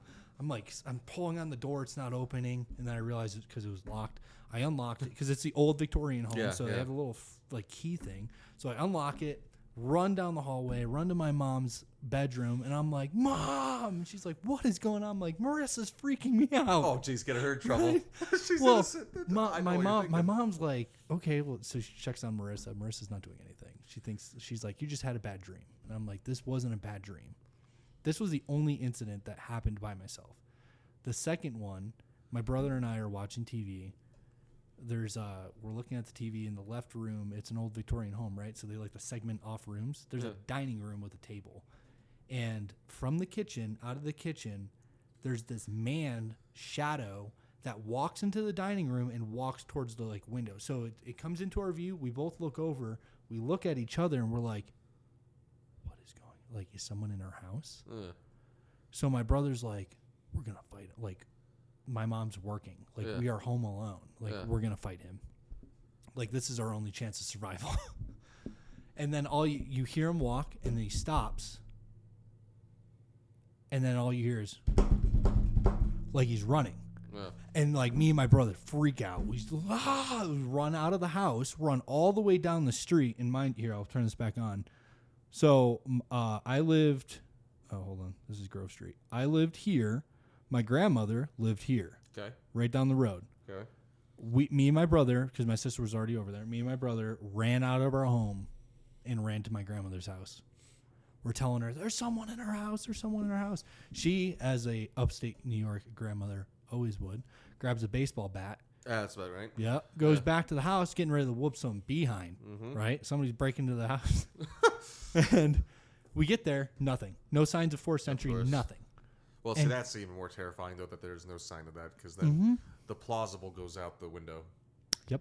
You can't just say, not that a physical intruder, somebody breaking your home is not scary in its own way, but this is so much worse. You can't lock doors. You can't. That's what I said. You can't fight it. So, she chops it up, and we've already had instances of like weirdness. And my mom never brought this up to me or my brother or my sister, but she was having instances of like weird things happening at this house. But we were poor at the time. It was a good rent. We didn't really have anywhere to go, so we were gonna stay there. And so my grandmother's like just trying to keep us more comfortable. She's like, oh, it's probably fine. You guys are probably just watching too much TV. Just go to bed for the night. So she tucks us in. She's like, I'll stay here with you guys. Okay. So she stays. Shortly thereafter, we end up waking up one morning and like legit out of the poltergeist style, all our furniture in our dining room is stacked on top of each other. Like not normal, not like, oh yeah, I'm going to run the vacuum and mop and stuff.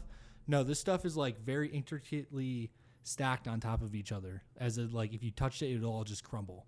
We go into the living room or the actual kitchen. All the cabinets are open. All the plates are stacked largest to smallest. And my mom is like furious, like freaked out. She was a young mom. I get it. Yeah. She was furious. She's like, who did this? Which one of you kids think this is funny? Like freaking out. And we're all sitting there. We're like terrified because we've been going through all of this stuff for weeks. And we're just so exhausted. And it's like, you want to talk about messing up a childhood? You spend like 6 months of your life terrified of your own home. Like you can't sleep. Well, and then your mother thinking that you're behind. Like that's the double whammy. Yeah. And to her credit, it was because she was going through she was dealing with the same stuff. I don't blame her for thinking that. And the crazy part, like my sister would wake up with scratches on her legs. So it was to the point the scratches were the furniture being stacked and then the scratches. And then, this is kind of a side caveat, but the basement door was kind of in the hallway going towards the kitchen. Okay. And we would constantly hear like, doo, doo, doo, doo, doo, like somebody banging on the door. Now, I told you it was a shared unit. So the lady that lived next to us shared the basement, so she could have been banging on the door, but every time we opened it up, no one's there. So like all of this culminated to ultimately us moving out, the next family moving in, and we gave them a warning. We're like, hey, just so you're aware, this house is very weird. And they lived there for about 2 months, called in a Catholic priest, tried to have it exorcised. Things died down. Things amplified. like where they were actually like getting scratched and bleeding. And then they ended up moving. So I don't know who still lives there, but you know. Now, can I ask you a question about all this? Yeah. Ghosts in general, I'd like to ask you. Yeah. So, and I think I know which way you're going to lean. At least with this specific incident, you mentioning the Underground Railroad, history and whatnot, which would tell me a lot of very tragic deaths, unfortunate deaths. I've heard two theories on ghosts, and I myself I am not sure yet what I subscribe to. There is the more common theory that those who have passed. A lot of times saying that those who passed and have either not filled a dire urge in their life, who died a tragic death, where not being at peace is an understatement. There's so much raw emotion there. It becomes its own energy, and basically there's a remnant when the physical body is gone. There's that. The other one I've heard that I find quite fascinating, and again, maybe it's the science fiction lover in me here, but that rather than those who have passed or died or whatnot, it ties into the parallel universe, alternate dimension theory. And when you see a ghost, and it could be what might come off as aggressive, you accidentally stumbled or peeked into, or they came over into our world, our dimension. You and me, we're talking here right now. Let's say this started shaking violently. Rather than it being something malicious or whatnot, there is literally another... You go with the multiverse theory. There's two other guys here right now having a rager, and they're banging on it, and that bled over into our world, and that's what's making that shake. So rather than being the leftovers of those who passed, we're seeing people who are currently alive, but existing in a different universe, world, realm, whatever you want to call it. I find that fascinating. Yeah. It kind of goes to a show I like. It's called The Good Place, but the Bear Me Jeremy of time. Yeah, and it's like... I love The Good Place. It's such a good... It's the book, How to Be Perfect, fantastic. The series is really good. But the time aspect of everything. The only reason why I would kind of lean towards the first... Yeah, that's what I was going to say. So where do you subscribe? I think it could possibly be both. Mostly just... I think they're two separate things, right? Like if you almost have like an interstellar moment, right, where he's in this weird dimension and he's sitting there looking through the bookcase. Yeah, looking through his bookcase, and he's seeing his own mistake of like, no, please don't, and he's trying his hardest. Don't let me go, Murph. Like, for the love of God, stop me. And like he already knows. Like maybe in that emotional state he doesn't remember, but he already knows. The book falls, he picks it up and he's like, that's weird, and puts it back, right? But there's some I'm so inclined to say that is such a possibility, and it could just be our own spirits. It could, like, when things like that happen, like when we dissolve of this human flesh suit and we move on, I have no doubt that our ability to interfere with our previous self is possible. You know, in the essence of like trying to change things. I just go to the fact that matter and energy cannot be destroyed, only converted. If you consider the spirit energy, your identity there, you know, we call it the soul. If we have science that proves that energy in itself, it cannot be destroyed, yeah, I can see how that can interfere. And then time again, we perceive time as linear. It's not linear. No. Technically speaking, you and I are dead right now. But we're also being born. Exactly. So what's to say you can't cross further back? We're not just tied to this. Yeah. You know? Yeah, I heard a saying, like, our present state is the memory of our future self. That's beautiful. That's actually really quite touching. I like that. Yeah. Our present state is a memory of our future self. Yeah, our present state is the memory that our future self is having. See, that reminds me of the concept of before you die, life flashing before your eyes. Yeah. Like, okay, is this the Flash? Am I in the Flash right now? Yeah. So the reason why I think it's the first, or I think it's both, but like the reason why I think it's the first. So my mom did some researching on this house, went down to the local archives, which is held at the library, and pulled up the history of this house. Of like you can find anything on any house in those local archives, as far as like who owned it, when did they own it, who sold it, blah blah blah, right? Yeah. Well, during the Underground Railroad era, I don't want to mess the dates up, but there was a family that lived there.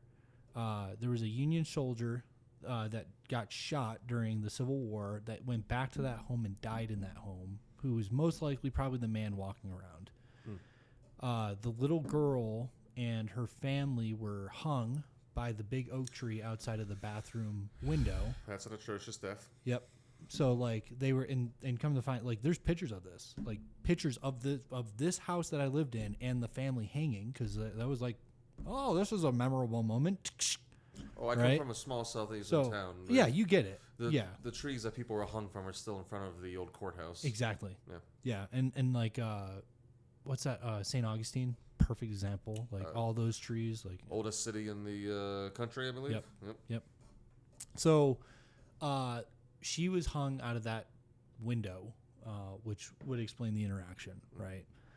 And I don't know why, like, why scare people, right? Or is it just like trying to send a message of like, well, and do you think that, okay, this is like a caveat to the first theory that I've also heard, that it is not a active conscious entity.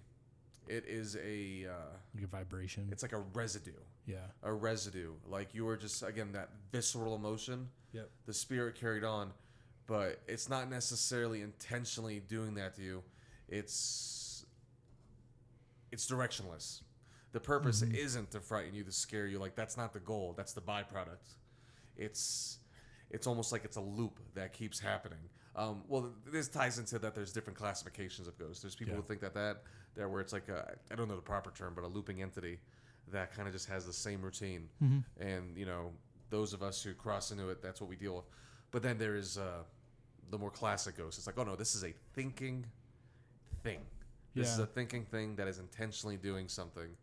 It's like, let me get a Ouija board out and through that Ouija board. But then I think, why would a young girl want to scare you?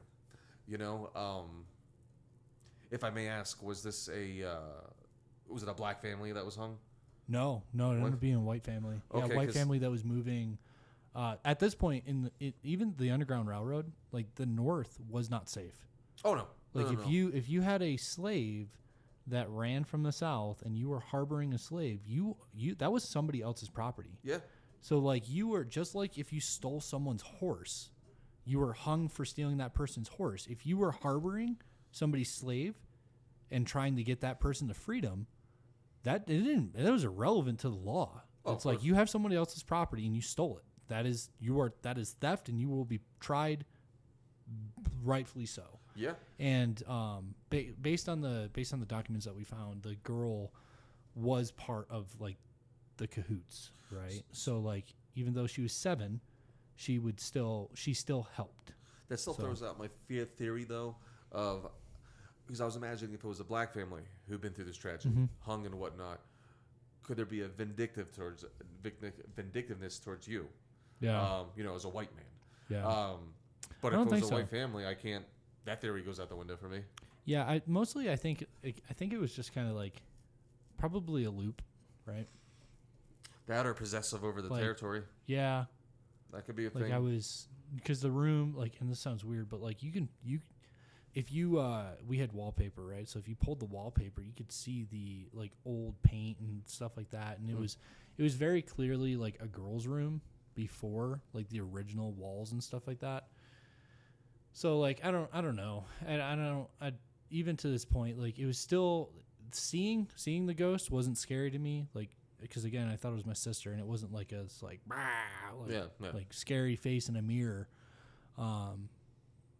It was almost like I was like walking through what they went through, and like that fear. Maybe she wanted me to feel like her fear of like, this is how scared I was, right? Like if anything, I need to share this feeling. Yeah, like this is the feeling. Yeah, this is the feeling that I felt. And like from a very young age, from that moment when I lived in that house, we ended up living in my grandma. It was again this place sectioned out. The homes grandma's 'cause they house were that was down the street. Yeah, it was sectioned out, and the people that lived there before were Satanist, and I think that has something to do with like calling in spirit, like, hey, we're welcome. You're welcome here. And there's some crazy stories about that place too, but like just the overwhelming eeriness that I can feel of places, and like not even knowing, right? So when I first moved out here to Colorado, we rented an Airbnb, and in that Airbnb, there was this room in the back of the Airbnb, and I was like, I don't like this. Like I told Kaylee as soon as we got here, I was like, I don't like this place, man. I'm getting the EBGBs. No reason to think that whatsoever. Beautiful looking home, beautiful amenities, fantastic. And come to find out later, because I had access to police records, the reason I viscerally felt ill in that room, somebody killed themselves in that room, like back in the 50s, right?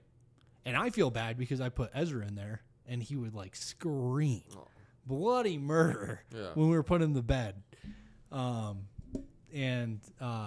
So it's kind of like one of those things, you got to kind of trust your intuition with that type of stuff. Mm-hmm. And like Kaylee, it's so interesting that you have different people that are like attuned to this, this like existence or like realm, which kind of gets back to what I think you wanted to talk about, like in the altered state of consciousness of being more receptive to things. Oh yeah. A lot of people who've taken severe hallucinogenics like mushrooms, DMT, things like that, when they communicate with each other, it's so interesting how they have such similar shared experiences at times and things they've seen. And you could argue it's like, okay, well, that's because your brain's made up in a certain way. So if you all take the same substance, yes, of course, you're going to have a shared experience. But it's so specific, it's so uniquely specific. And a lot of times they refer to it as like, oh, so you saw behind the veil too. Mm-hmm. It's interesting. A lot of people, I think about this now as I look at your lights here, when they've had these severe trips where they suffer from ego death, which is, are you familiar with ego death? That is, this, the separation of the I from self.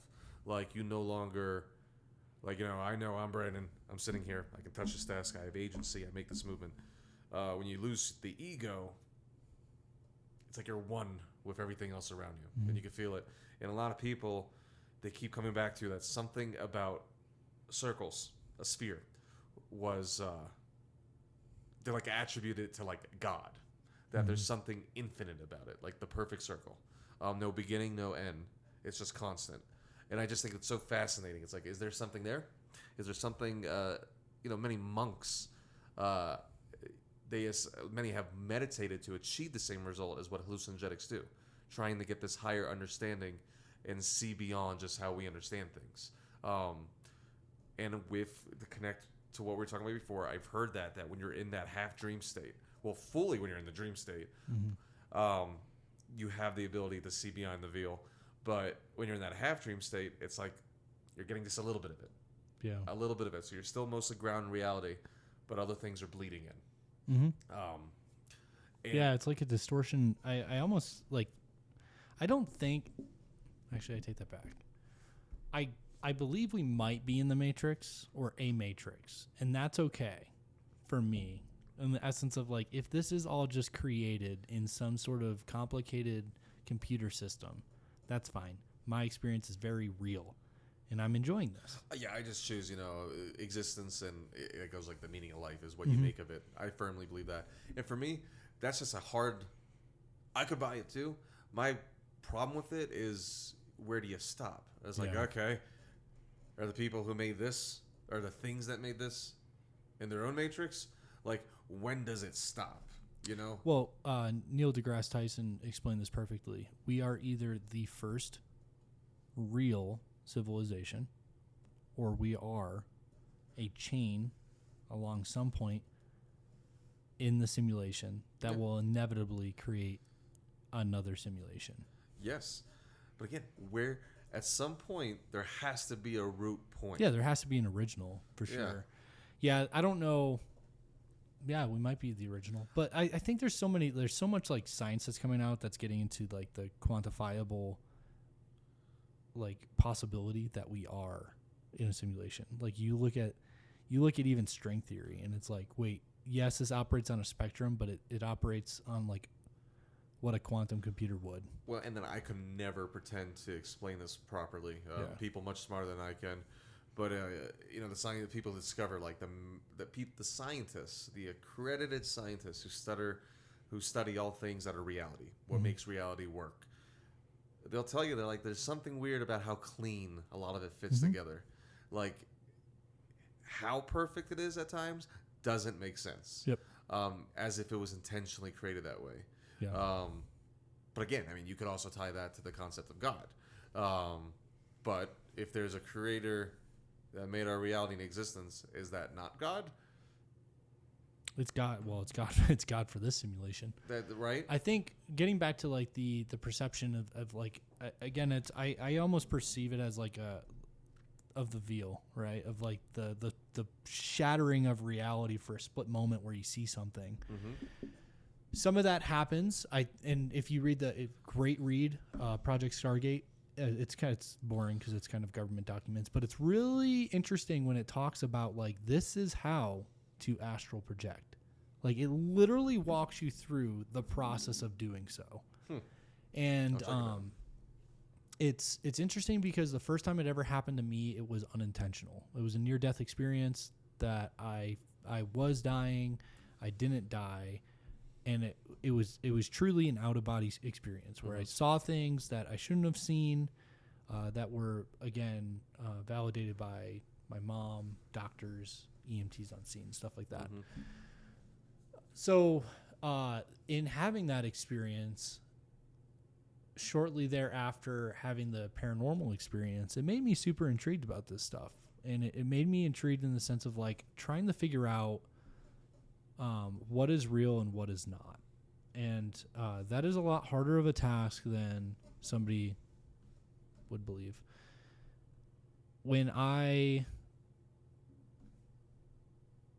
started to lucid dream, because lucid dreaming came first before I inadvertently astral projected, like left my body, like whatever my consciousness is. Mm-hmm. One of the craziest things too, like the first thing I tried doing, seeing my own hands, they don't exist. Yeah. Like, right? Like your being that would put me into a crisis. Yeah, your being is like legit trying to see their own hands. You just can't see them. Pretty freaky. But anyway, lucid dreaming is interesting in the sense of like, there's this split moment where you're like, oh, this isn't real. Yeah. And you don't wake up.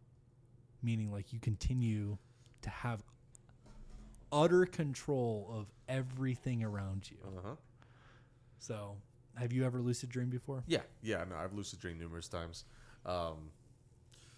Most of the time by accident. There's been a couple times I've been able to successfully, intentionally do it.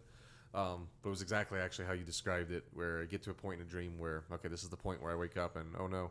Funny enough, one of the ones I most notably remember is, the typical falling dream. You're falling, and you wake right before you hit the ground. No, I hit the ground, and I didn't wake up. So, I felt it, got up. I was like, well, this is weird, and continued on with the dream. And no permanent injuries or anything. I was sore. I felt soreness. Yeah. And I, continued on, and I remember, where the heck? It was right after our family vacation. It was somewhere tropical. We were. It's like I fell off a cliffside into this jungle environment. Got up, started walking around, and at one point I grabbed it was a lion or a tiger. Yeah. Jumped on top of it and mounted it. Yeah. And rode off the thing. Because once I realized I controlled it, I was like, okay. I'm not afraid of this thing. Yeah, absolutely. Yeah. I just started going for it. And I just remember being really angry and frustrated when I did wake up. I was like, no, I was having a good time at this point. Send me back. I was like, come on, let's get in there. That's one of the most vivid ones I remember. What if, it's we'll wrap this up, and this is kind of a good wrap-up point. What if that is the after? Oh, yeah, I've heard that one for sure, too. What if the peeping into a lucid dream is your after? Like you have utter control, and that you were only, quote-unquote, aware of this lucid dreaming for at most 8 hours, probably, right? If you get rid of the construct of time, Well, and you have eternity, in dreams, time slows down, as you know, or it can stretch out. Yeah. Have you ever read or have you ever heard of the author Junji Ito? No. Famous Japanese manga horror artist. There's a lot of fascinating stories. The most famous one is a short story, I believe, called "The Curse of the." I think it's the Curse of the Amigara Fault, I believe. Basically, by this Japanese village, there's this mountain where holes start appearing in the mountain that are the shape of people, and they are each hole is perfectly sized and shaped for a specific person from the town. And these people are feeling drawn by it. They're like, I have to enter the hole. This is my hole. And they start going in. And finally, months later or something, they discover where the holes end on the other side of the mountain. And they look. And yeah, there's holes there still, but they're these terribly disformed looking like humanoid things. So like imagine you, but all of your limbs stretched out. Your head super thin. And they're like, they look through the hole at the other side and they see the people coming who started. And by very slowly entering the hole, because at first you enter and it's like perfectly shaped for you, but by very slowly, gradually changing and changing and changing, their bodies became disformed and came through. Check it out. It's a horrifying story, horrifying imagery. But there is another one where there's this patient in a hospital who's having long dreams. Every time he dreams, it takes, okay, this one lasted 3 months. This one lasted 6 months, a year, 5 years, hundreds of years. And it's like they're transcending essentially. Because they're living, sure, you see somebody whose physical body's only lived this long, but mentally they have experienced hundreds and hundreds and hundreds of years. Yeah. And I believe it ends with, I won't spoil it. You should check it out. Yeah. But I thought about that, what if that's the after?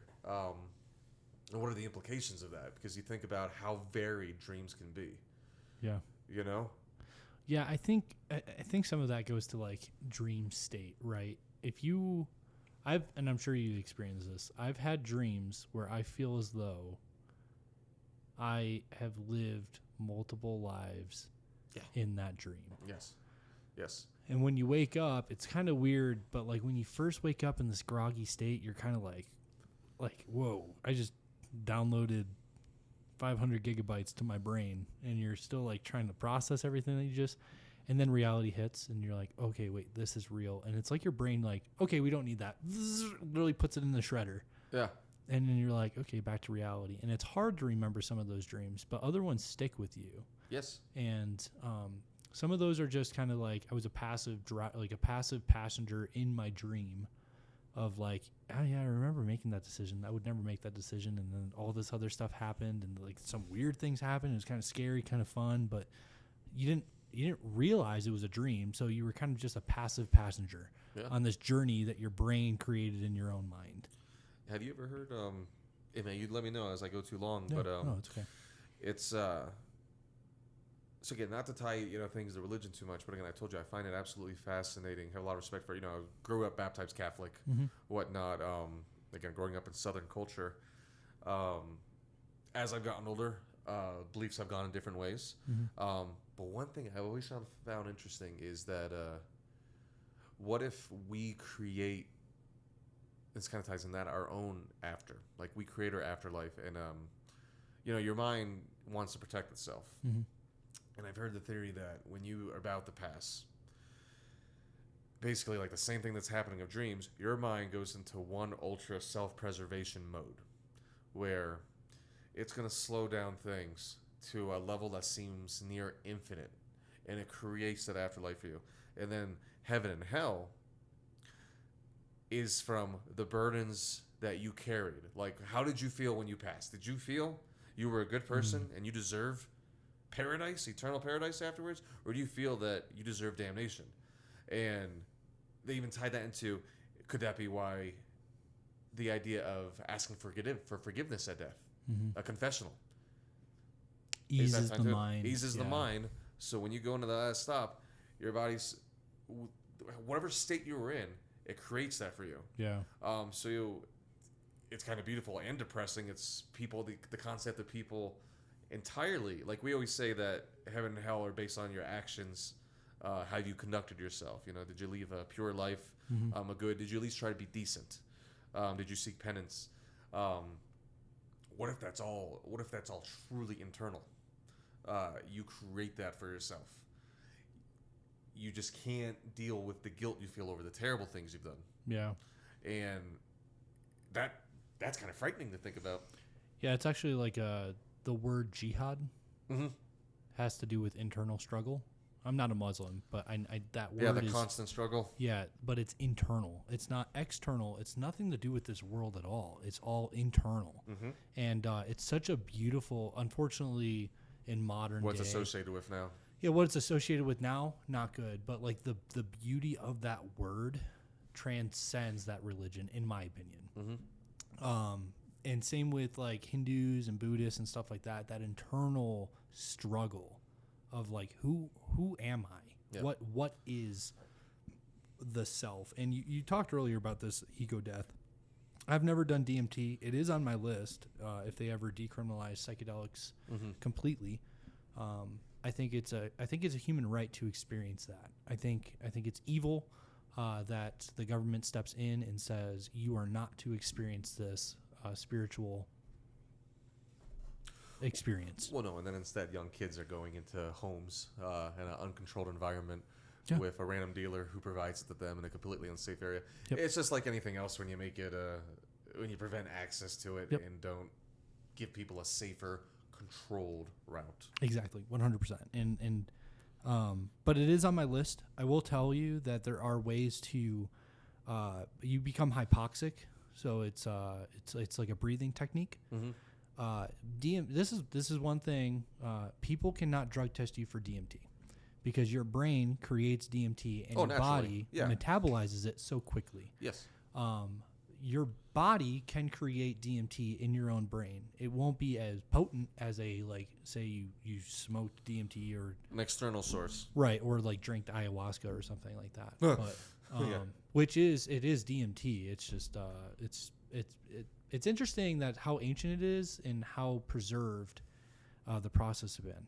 Also, the San Jose cacti also produces the same. It's more similar to peyote, but still the same. Fascinating. Yeah, not that I know all this stuff, but you can breathe and cause this like transcendent experience in your own brain. And what's interesting is if you look at death, when I had my near-death experience, there are multiple accounts about people leaving their body. Mm-hmm. Their essence leaves their body. And it kind of lingers. You talk to people that were like, oh yeah, I died during surgery. I saw the surgeon. They were touching X, Y, and C. I was above the bed looking Yeah, I down. was above the bed looking down, and I was there for a little bit, and then whoop, gone. The gone aspect of that, being present in the room is interesting. That's something that they're doing more research into. It's just hard because it's like, hey, can we like medically kill you and then resuscitate you for scientific experience? Yeah, the ethical violations are all over. Yeah. Right. But it is interesting if you look at these individuals that talk about their experiences, it's all very the same. It's so similar to what people experience on DMT. Mm-hmm. I've never used DMT. I have friends that have. And they've asked me like, hey, walk me through what you experienced. And I'm like, well, I was around for a little bit. I felt like I got pulled. I felt that literally I was looking down at me. And then I felt the heat on my back, or like what I perceived to be like the backside of me. So I turned around and it was just beautiful light and gone. Next thing you know, I was gone, just enveloped in what is all light. And I just remember being utterly content. I was like, this is perfect. This is exactly where I've been the whole time. And then it felt like somebody literally like out of a cotton ball took me out of this cotton ball, grabbed the little piece of cotton and was like, not your time, and literally flicked me back into existence, back into my body. Next thing you know, I'm like, shocked and like, oh, what's going on? I can relate to that. I can. I've had my own near-death experience. Fell 3 stories. Oh, Lord. Yeah. Funny enough, same thing. It's really interesting you mentioned the heat on the back of the head. I clearly remember that. And no, I never had No blood. Yeah, exactly. Yep. You can't blame it on it was blood or anything like that. But one of the most profound things I remember, and my mental health was suffering for like months after this, due to depression. After being enveloped in that warm light and feeling just so that content feeling, that happiness, for me, the coming back, it's almost like I was being pulled out of a tunnel, and everything was zooming out, and next thing I know, I wake up in the hospital bed. I have a catheter down there, freaking out like, okay, what's going on here? Why am I here? And I remember the first thought, and this is so depressing because I have so many loved ones, family, friends in my life that I care about. My first thought was, please let me go back. Yeah. Like, this couldn't compare. And I suffered from depression for so long after that. Yep. And, you can actually see my hair standing up now. Yeah. What a feeling, like, to feel that kind of level of happiness and peace. Yep. And to be upset about coming back, like, that was hard to come to terms with for a while. Yeah. It happened to me so young that the brevity of the situation never really kicked in until I got older, and I was like, whoa. Because my faith journey's been all over the place. I don't subscribe to the born-again Christian. I've always been faithful. I always believe there is a omnipresent, omnipotent God. Mm-hmm. I like the version of Jesus, like what Jesus embodied. Oh, I can absolutely agree with that. Like when I tell people this experience of like this utter peace, I tell people, I'm like, look at Jesus's life and that utter peace that he brought about everybody. That is the like best definition I can give people of like how it could actually exist on this world. Yeah. I think humans mess that up over time. Inevitably, we mess everything up. Oh yeah, it's in our nature. So I get what you're saying in the sense of like there's a really good movie called Soul, and it's a Disney movie. Oh yeah, I love Soul. Yeah, and it's that conveyor belt to this giant, the great beyond, right? Yeah. Talking to people that have done DMT, it is interesting that they're like, oh, that's just the waiting area. Oh yeah. Wait until you get past that. Yeah. You'll never want to. You will never want to get back. And I'm like, what? And he's like, yeah. I mean, he's like that. I'm not saying that as an addict. Like I want to do DMT again. He's like, but that utter feeling of bliss and happiness, that's just the waiting room, dog. The second you get through that waiting room, that like waiting period of like, oh, I am dead. This is like, I've accepted this.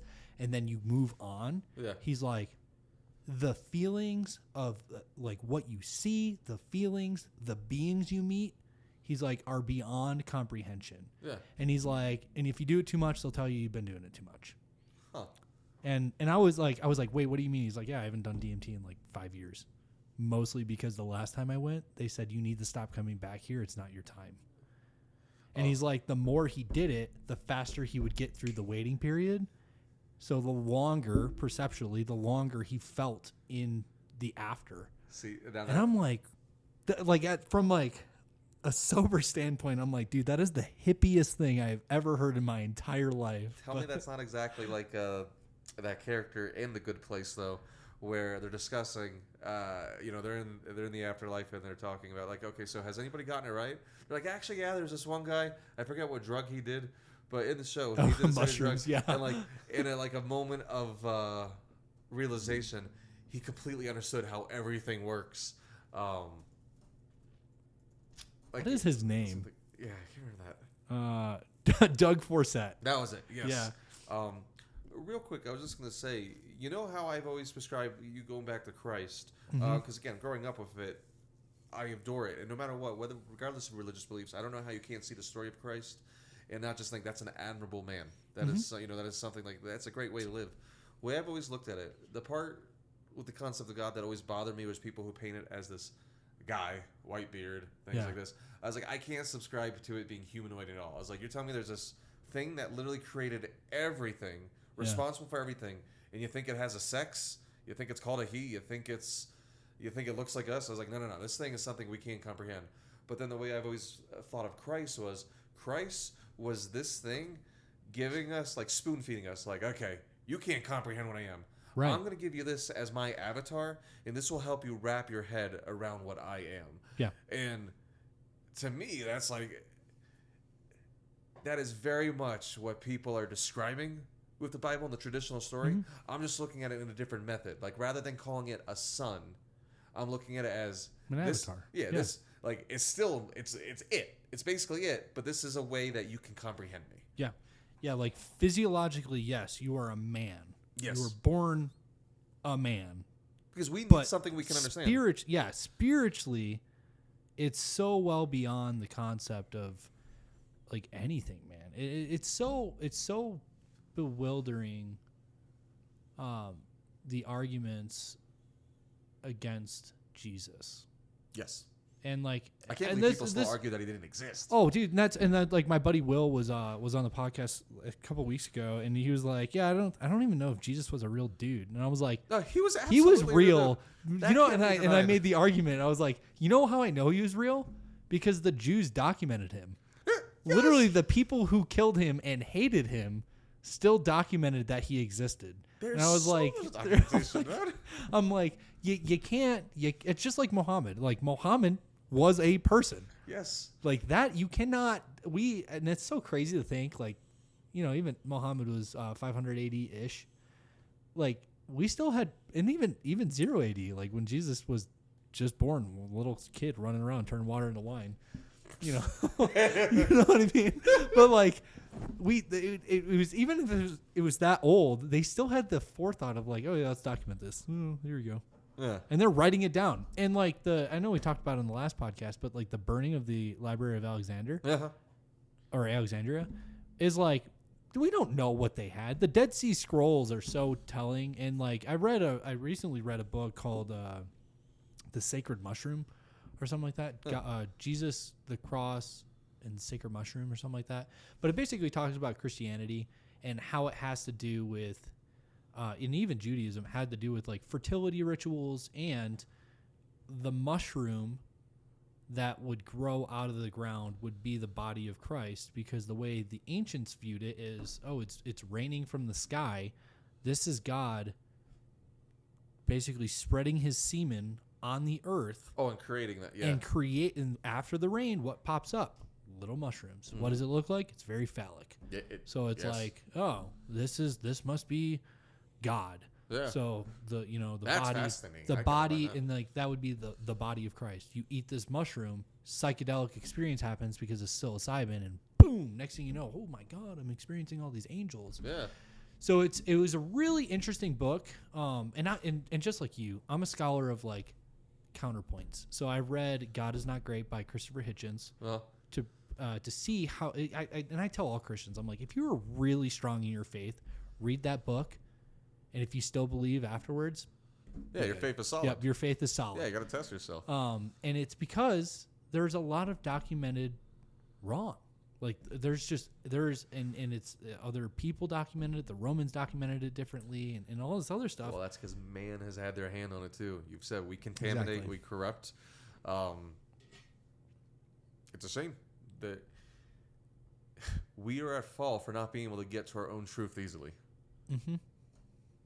Yeah. Something that so many people desperately want, and we are the ones responsible for it. Misconstruing things. It doesn't mean you have to blame the source, though. Like the original source. Yeah. You know? It's the way people have interpreted it.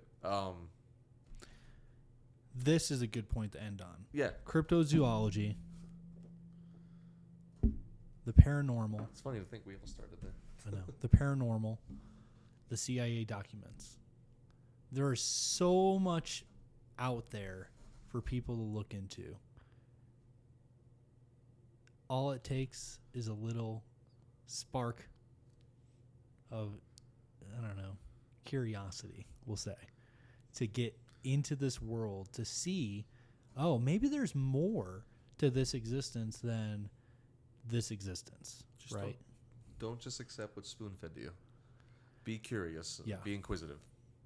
Yeah, and ultimately, like I don't like the federal government, but like if the federal government's talking about this stuff, there's some validity in it. Oh yeah, 100% agreed.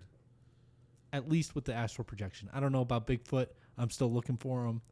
Well, Bigfoot, if you're listening to this podcast, hit me up. Love to have you on. Come on, Squatchy. Come on, Squatch. All right, Brandon Forman. Yeah. A pleasure. Absolutely. Pleasure as always. I appreciate you coming on. I appreciate you spreading your knowledge. Thank you. Maybe we'll do round 3 one day.